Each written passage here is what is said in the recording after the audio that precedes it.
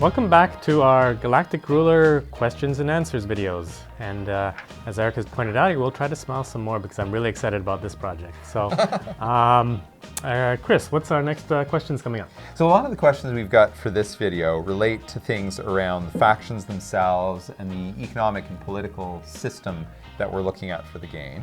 So Average Gamer asks, how many races in the game, and do each have specific traits? Each can only colonize set type of planets. And while we're talking about that, we had basically the same from Kiruk, who wanted to know, are there icons beside the images that are traits, for example, aggressive, communal, expansionist, introversionist. I know that's not a word. Thanks. So yeah, the number of factions and the traits and stuff. Do you want to start on that, or shall I? You can take it away. So there is a small teaser if you read through the announcement that it says multiplayer up to 15 players, and that's because we intend for release 15 factions. And the game style intends that no two players can play the same faction at the same time. So 15 factions is what's intended for the release of the game, each one with fairly unique spaceship models to go with them, so you can easily identify them, and unique emblems, characters. We've already released, I think at this point we've got 2 race profiles have been made public that start sharing with the community a bit about the races, and we're really excited about some of the character art we got done for that. That's been something new for us. But the individual factions do have traits that we designed a system of archetypes where certain value sets and modifier growth rates for statistics and things like that were applied so that any given race across 4 properties can be positive, balanced, or negative. And between those 4 sets of traits, you will sort of get a sense for what they would function as an opponent and where their strengths and weaknesses might apply.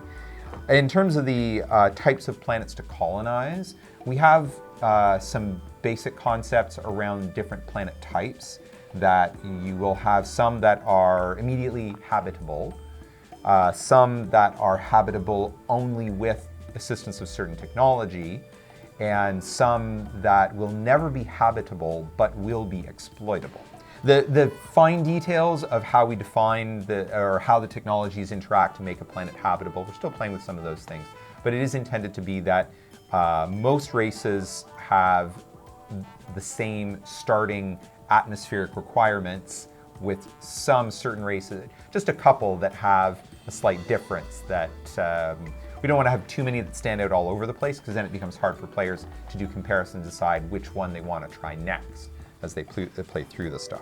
And one of the things about the faction differences that's also a little bit exciting, some part of the game engine we haven't been able to develop maybe as much in the Supreme World Ultimate series is using these different traits. I mean, there are some expectations when you're playing World War II. You know, Germany's going to be the aggressive one, France is going to surrender, whatever. All of those things are maybe some expectations, but we haven't really been able to use some of the game engine's features for differentiating our AI players, and this really gives us a chance to do that, because these races are meant to act in different ways with different sets of priorities, and that makes it much more clear than playing SRU and knowing what was Colombia's priority in 1949. I don't know.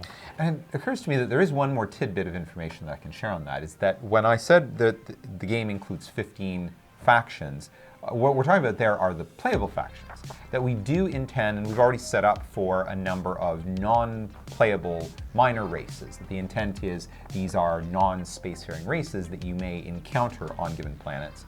But we also want to design a system where you as a player can interact with a planet-bound race and over time decide, I want to expand the galaxy, I need an ally in space, I'm going to start to elevate this race and get them just over the hump to start making them a spacefaring race, and suddenly you've got an extra AI in the neighborhood is the concept that we've got. Or you can just be like me and conquer them, that works too. So in terms of how the planets and factions will run, that's really starts to drift into the other questions around the economy and the politics. So I guess we really had a lot of things to say on the factions. I hadn't expected it to keep us quite as busy as that.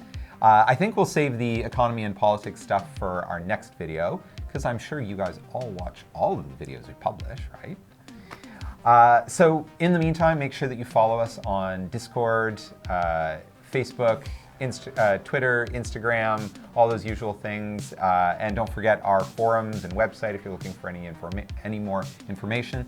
And continue sending us the questions, and eventually we'll get to all of them. And we look forward to bringing you more information about the game. And don't forget to like and subscribe and ring that bell, and maybe convince Audible to sponsor us, because we could use more money in the development of this project. But thank you, everybody. Thanks.